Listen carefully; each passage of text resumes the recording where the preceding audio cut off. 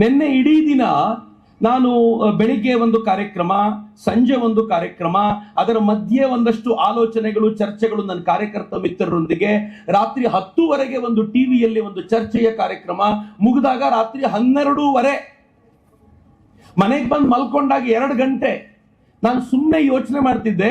ಬೆಳಿಗ್ಗೆ 5:30 ಹಿಡಿದು ರಾತ್ರಿ 2 ಗಂಟೆಯವರೆಗೆ ಧರ್ಮಸ್ಥಳ, ಮಂಜುನಾಥ, ಅಣ್ಣಪ್ಪ ಬಿಟ್ರೆ ಬೇರೆ ಜಪವೇ ಬರದಂತೆ ಮಾಡಿದ ಅವರುಗಳನ್ನ ನಾನು ಯಾಕೆ ಬೈಲಿ?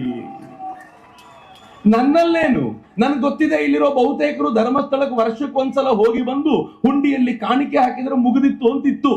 ಆದ್ರೆ ಟಿವಿ ಚಾನೆಲ್ಗಳು ದಿನ ಬೆಳಗಾದ್ರೆ ಧರ್ಮಸ್ಥಳ ಧರ್ಮಸ್ಥಳ ಧರ್ಮಸ್ಥಳ ಅಂದು ಅಂದು ಅಂದು ಕಳೆದ ಕೆಲವಾರು ದಿನಗಳಿಂದ ನಿರಂತರವಾಗಿ ಮಂಜುನಾಥನ ದರ್ಶನ ಆಗ್ತಿದೆಯಲ್ಲ, ಕಾರಣ ಆದವ್ರಿಗೆ ಹೆಂಗ್ ಬೈಲಿ? ಹಿಂಗಾಗಿ ಬೈಲಿಕ್ಕೆ ಹೋಗೋದಿಲ್ಲ, ಏನು ಹೇಳ್ಕೊಳ್ಳೋ ಅಗತ್ಯ ಇಲ್ಲ. ಆದ್ರೆ ಇಷ್ಟಂತೂ ಸತ್ಯ ಮಿತ್ರರೇ, ಸೂತಕದ ಛಾಯೆ ಇವತ್ತು ಪೂರ್ತಿ ಕಳೆದಿದೆ. ಈ ಸೂತಕದ ಛಾಯೆ ಕಳೆದಿರುವಾಗ ಸಂಬಂಧವೇ ಇಲ್ಲದ ನನಗೆ, ನಾನು ಧರ್ಮಸ್ಥಳಕ್ಕೆ ಯಾವ ಸಂಬಂಧವೂ ಇಲ್ಲ, ನನಗೆ ವೀರೇಂದ್ರ ಹೆಗಡೆಯವರ ಕುಟುಂಬ ನನಗೆ ಯಾವುದೇ ಬಂಧುತ್ವ ಇಲ್ಲ, ನಾನು ಜೈನ ಕಮ್ಯುನಿಟಿಗೆ ಸೇರಿದವನಲ್ಲ.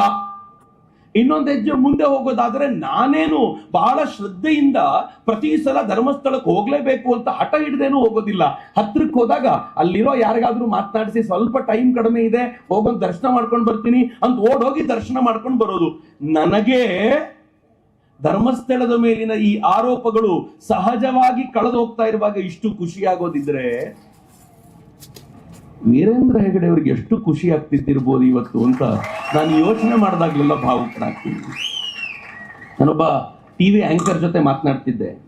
ಆ ಟಿವಿ ಆಂಕರ್ ಕೇಳಿದ್ರು ನನಗೆ, ರೀ ಚಕ್ರವರ್ತಿ, ಇವತ್ ನಮ್ಮನ್ನೆಲ್ಲ ಹೊಗಳ್ತೀರಾ ನೀವು, ಕಳೆದ ಕೆಲವಾರು ದಿನಗಳಲ್ಲಿ ಎಂತೆಂತ ಮಾತು ಬಯಸ್ಕೊಂಡಿದ್ದೀನಿ ಗೊತ್ತಾ?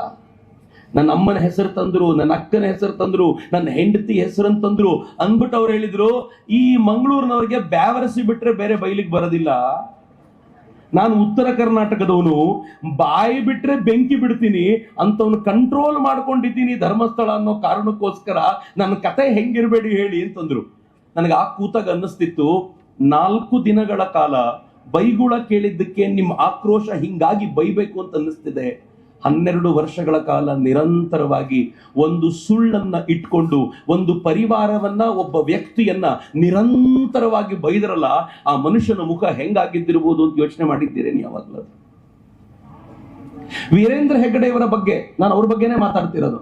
ಅವ್ರ ಬಗ್ಗೆ ಆಲೋಚನೆ ಮಾಡಿದಾಗಲೆಲ್ಲ ಭಾವುಕನಾಗ್ತೀನಿ. ಯಾಕೆ ನಾನು ಅಂತಂದ್ರೆ, ಪ್ರತಿ ವೇದಿಕೆಯ ಮೇಲೂ ಇದನ್ನ ಹೇಳ್ತಿದ್ದೀನಿ, ನಿಮಗೂ ಹೇಳ್ತೀನಿ. ನಾನು 55 ವರ್ಷಗಳ ಕಾಲ ಸಮಾಜಕ್ಕೋಸ್ಕರ ದುಡಿದಂತ ಒಬ್ಬ ವ್ಯಕ್ತಿ, 55 ವರ್ಷಗಳ ಕಾಲ ನೀವು ಯಾವ ಸಮಸ್ಯೆ, ನಂಗೆ ಗೊತ್ತಿದೆ ಇಲ್ಲಿರೋ ಪ್ರತಿಯೊಬ್ಬರು ಕೂಡ ಒಂದಲ್ಲ ಒಂದು ಸಲ ವೀರೇಂದ್ರ ಹೆಗಡೆಯವರ ಕಾಲಿಗೆ ಬಿದ್ದಿದ್ದೀವಿ. ಕೊನೆಗೆ ನಮ್ದೇನಾದ್ರೂ ಸಮಸ್ಯೆ ಇದ್ದ ಕೇಳ್ಕೊಂಡಿದ್ದೀವಿ, ಈ ಸಮಸ್ಯೆಗೆ ಪರಿಹಾರ ಕೊಡಬಹುದಾ ಅಂತ. ಅನೇಕ ಬಾರಿ ಪರಿಹಾರ ಹಣದ ರೂಪದಲ್ಲಿ ಆಗಬೇಕಾಗಿರುತ್ತೆ, ಇನ್ನೂ ಕೆಲವು ಬಾರಿ ಶಕ್ತಿ ತುಂಬಬೇಕಾಗಿರುತ್ತೆ. ಸಾಂತ್ವನ ಹೇಳಿ ಕಳಿಸಿದ್ದಾರೆ ಅವರು ನಮಗವ್ರ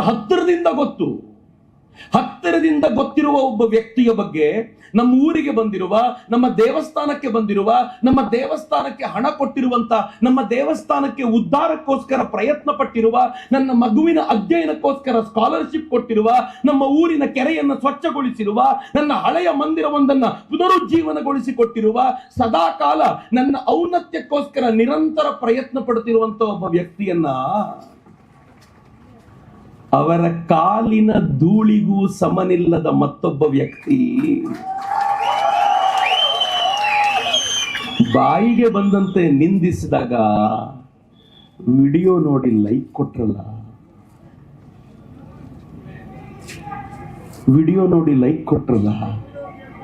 ಮಿತ್ರ, ಬಹಳ ಬೇಜಾರಾಗೋದಿಲ್ವಾ? ಕಾವಂದರನ್ನ ಅವರು ನನಗೆ ಈ ಪದಗಳನ್ನು ಬಳಸೋದು ಇಷ್ಟ ಆಗೋದಿಲ್ಲ ವಸಂತ್, ಬಹಳ ನೋವಾಗುತ್ತೆ. ಆದ್ರೆ ನಾವು ಪ್ರತ್ಯಕ್ಷ ದರ್ಶನ ಮಾಡಿದ್ದೀವಿ ಇದನ್ನಲ್ಲ. ಅವರನ್ನು ಕಾಮಾಂಧರು ಅಂತ ನಿರ್ಲಜ್ಜತೆಯಿಂದ ಕರೆಯಬೇಕಾದಾಗ ಒಬ್ಬ ವ್ಯಕ್ತಿಯ ಕುರಿತಂತೆ ಅವರಿಗಂತೂ ನಿರ್ಲಜ್ಜತೆ ಇತ್ತು ಬಿಡಿ.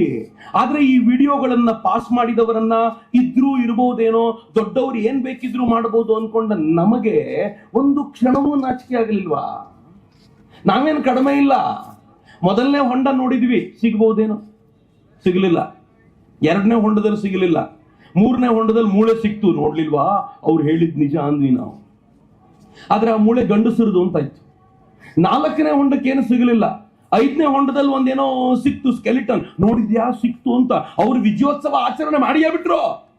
ಸಿಕ್ಬಿಡ್ತು ನೋಡಿ, ನಾವ್ ಹೇಳಿರ್ಲಿಲ್ವಾ ಅಂತ. ಆಮೇಲೆ ಅಂದ್ರು ಗಂಡಸರದಪ್ಪ ಇದು. ಇಲ್ಲಿ ರೇಪ್ ಆಗಿದ್ದ ಹೆಣ್ಮಕ್ಳಿಗೋ ಗಂಡಸರಿಗೋ ಮೊದ್ಲು ಹೇಳಿ. ಸ್ವಲ್ಪ ಸೈಲೆಂಟ್ ಆದ್ರು ಅವರು.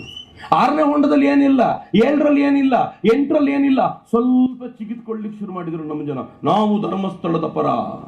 ಈಗ 8 ಹೊಂಡದಲ್ಲಿ ಸಿಗದವರೆಗೂ ಸ್ವಲ್ಪ ಡೌಟ್ ಇತ್ತು, ಆಮೇಲೆ ಸ್ವಲ್ಪ ವಿಶ್ವಾಸ ಬಂತು. ಆದ್ರೂ ಒಳಗೊಂದು ಅನುಮಾನ, 13ರಲ್ಲಿ ಸಿಕ್ಕಿದ್ರೆ ಏನ್ ಮಾಡಿ ಸಾಯದಪ್ಪ. ಈಗ ಇವರು ಏನು ಕಡಿಮೆ ಇಲ್ಲ, SIT-ನವರು 12ರವರೆಗೂ ತೆಗೆದ್ರು, ಏನೂ ಇಲ್ಲ ಅಂದ್ರು. 13 ಸ್ಟಾಪ್ ಮಾಡಿದ್ರು, 14ಕ್ಕೆ ಹೋದ್ರು. ಯಾರು ಹೇಳಿದ್ 14ಕ್ಕೆ ಹೋಗಿ ಅಂತ? ಅವ್ರಿಗೆ ಹಠ ಇತ್ತು, ಒಂದಾದ್ರೂ ಹುಡುಕಿ ತೆಗೆದು ಬಿಡ್ತೀವಿ ಇಲ್ಲಿ ಅಂತ. 14 ಹೋದ್ರು, 15 ಹೋದ್ರು, 16 ಹೋದ್ರು, 17 ಹೋದ್ರು, ಏನೂ ಸಿಗಲಿಲ್ಲ ಅಂತಂದಾಗ ಗ್ರೌಂಡ್ ಪೆನಟ್ರೇಟಿಂಗ್ ರೆಡಾರ್ ತೆಗೆದುಕೊಂಡು ಬಂದು 20-22 ಅಡಿ ಆಳಕ್ಕೆ ಹೋಗಿ ಇನ್ನು ನೀರೇ ಸಿಕ್ಕಿಬಿಡ್ತು ಅಂದಾಗ ನಿಲ್ಲಿಸಿದ್ರು. ಆಗ ಎದ್ರು ನೋಡಿ ನಮ್ಮ ಜನ, ಅಬ್ಬಾ ನಾನಿದ್ದೇನೆ ಧರ್ಮಸ್ಥಳದ ಪರ. ಯಾಕಪ್ಪ ಈಗ ಎಲ್ಲ ಮುಗಿದ ಮೇಲೆ? ಯಾವಾಗ ಸಂಕಟ ಇತ್ತೋ ಆಗ ನಿಂತವನು ಧರ್ಮವೀರ ಅನ್ನಿಸ್ಕೊಳ್ತಾನೆ, ಸಂಕಟ ಮುಗಿದ ಮೇಲೆ ಬಂದವನು ಅವಕಾಶವಾದಿ ಅನ್ನಿಸ್ಕೊಳ್ತಾನೆ. ನಾನು ಅವಕಾಶವಾದಿಯೋ ಸಂಕಟದ ಕಾಲದಲ್ಲಿ ನಿಂತ್ಕೊಳ್ಳೋನು ಅನ್ನೋದನ್ನ ಯೋಚನೆ ಮಾಡಿ. ಹಿಂಗಾಗಿ ಒಂದು ವಿಚಾರವನ್ನು ಇವತ್ತು ಹೇಳ್ತೀನಿ.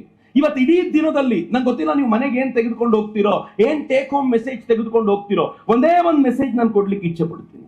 ಅಕಸ್ಮಾತ್ ನೀವು ಮನಸ್ಸಿನಲ್ಲಿ ಚಕ್ರವರ್ತಿಯ ಬಗ್ಗೆ ಸ್ವಲ್ಪವಾದ್ರೂ ಗೌರವ ಇದ್ರೆ, ನಂಗೇನು ವಿಶ್ವಾಸ ಇಲ್ಲ, ವೀರೇಂದ್ರ ಹೆಗ್ಗಡೆ ಅವರನ್ನ ಬೈದಾಗ್ಲೇ ಬಾಯಿ ಮುಚ್ಕೊಂಡಿರೋ ಜನ ನಾಳೆ ಚಕ್ರವರ್ತಿಯ ಬಗ್ಗೆ ಏನಾದ್ರೂ ಕೆಟ್ಟದ್ದು ಮಾತನಾಡಿದ್ರೆ ನೀವೇನ್ ಜೊತೆಲಿ ನಿಂತ್ಕೊಳ್ತೀರಿ ಅಂತ ನಾನು ನಂಬ್ಕೊಂಡಿದ್ದೀನಿ ಅನ್ಕೊಂಡಿದ್ದೀರಾ? ದೇವರಾಣೆಗೂ ನಂಬಿಲ್ಲ. ನಾನು ನಿಮ್ಮನ್ನ ನಂಬ್ಕೊಂಡು ಹೋರಾಟ ಮಾಡಲ್ಲ. ನಾನು ಹೇಳುವಾಗ ನಿಮ್ಗೆ ಬೇಜಾರಾಗ್ತಿರ್ಬೋದು, ಇದು ನನ್ನ ಬಗ್ಗೆನೂ ನಾನು ಹೇಳ್ಕೊಳ್ತೀನಿ. ಇದನ್ನ ನಂಬ್ಕೊಂಡು ಹೋರಾಟ ಮಾಡಿದ್ರೆ ಹಿಂದುತ್ವ ಕಟ್ಲಿಕ್ಕೆ ಆಗೋದಿಲ್ಲ ಮಿತ್ರರೇ. ಹೇಗೆ ವೀರೇಂದ್ರ ಹೆಗಡೆಯವರು ಯಾರಿಲ್ದೆ ಹೋದ್ರು ನಾನೊಬ್ಬ ನನ್ನ ಪಾಡಿಗೆ ಕೆಲಸ ಮಾಡ್ತಾನೇ ಇರ್ತೀನಿ ಅಂತ ಮಾಡ್ತಾನೇ ಇದ್ರು, ಹಾಗಿದ್ದಾಗ ಮಾತ್ರ ಸಾಧ್ಯ. ಅಕಸ್ಮಾತ್ ನಿಮಗೆ ನಾವು ಈ ಪಾಳಯದಲ್ಲಿ ಇರಬಾರದು ಅನ್ನೋದು ಮನಸ್ಸಿನಲ್ಲಿದ್ರೆ ಒಂದೇ ಒಂದು ಮಂತ್ರವನ್ನ ಜಪಿಸಿ. ಏನ್ ಗೊತ್ತೇನು? ಯಾರಾದ್ರೂ ಹಿಂದೂ ಧರ್ಮವನ್ನ ಹೊಗಳಿದ್ರೆ ಕಣ್ಣು ಮುಚ್ಕೊಂಡು ಅಕ್ಸೆಪ್ಟ್ ಮಾಡಿ, ಏನೂ ಕೇಳಬೇಕು ಅಂತಿಲ್ಲ. ಹೊಗಳಿಕೆಗೆ ಯೋಗ್ಯವಾದ ಜಗತ್ತಿನ ಅತ್ಯಂತ ಶ್ರೇಷ್ಠವಾಗಿರುವ ಧರ್ಮ ನನ್ನ ಹಿಂದೂ ಧರ್ಮ, ಅನುಮಾನವೇ ಇಲ್ಲ. ಯಾರಾದ್ರೂ ಹೊಗಳಿದ್ರೆ ಬಾಯಿ ಮುಚ್ಕೊಂಡು ಒಪ್ಕೊಳ್ಳಿ. ಎರಡನೇದಿದೆ ಇಂಪಾರ್ಟೆಂಟ್. ಯಾರಾದ್ರೂ ಹಿಂದೂ ಧರ್ಮವನ್ನ, ಹಿಂದೂ ಧರ್ಮಕ್ಕಾಗಿ ದುಡಿಯೋ ವ್ಯಕ್ತಿಗಳನ್ನ ತೆಗಳಿದ್ರೆ ಮೊದಲು ತೆಗಳಿದವನು ಯಾರು ಅಂತ ನೋಡಿ, ಅವನ ಯೋಗ್ಯತೆಯನ್ನು ಪರೀಕ್ಷೆ ಮಾಡಿ, ಅವನ ಹಿಂದೆ ಯಾರಿದ್ದಾರೆ ಅಂತ ಟೆಸ್ಟ್ ಮಾಡಿ. ಟೆಸ್ಟ್ ಮಾಡಿದ ನಂತರ ನಿಮ್ಮ ಮನಸ್ಸಿಗೆ ಒಪ್ಪಿದ್ರೆ ಆಗ ಬೇಕಿದ್ರೆ ಒಪ್ಕೊಳ್ಳಿ, ಇಲ್ಲ ಅಂದ್ರೆ ಬಿಡಿ ಅಂತ. ಈ ವಿಚಾರವನ್ನು ನೀವೇನಾದ್ರೂ ಅಕ್ಸೆಪ್ಟ್ ಮಾಡ್ತೀರಾ ಅಂತಾದ್ರೆ ಅರ್ಧ ಭಾಗ ಹಿಂದುತ್ವ ಗೆಲ್ಲುತ್ತೆ. ಇಲ್ಲದೆ ಹೋದ್ರೆ ನಮ್ ಕಥೆ ಏನಿದೆ ಗೊತ್ತಾ? ಹಿಂದೂಗಳನ್ನ ಹೊಗಳಿದ್ರೆ ಪ್ರೂಫ್ ಕೇಳ್ತೀವಿ, ಹಿಂದೂಗಳನ್ನ ಬೈದ್ರೆ ಹೇಳಿದ್ದು ಒಪ್ಕೋತೀವಿ.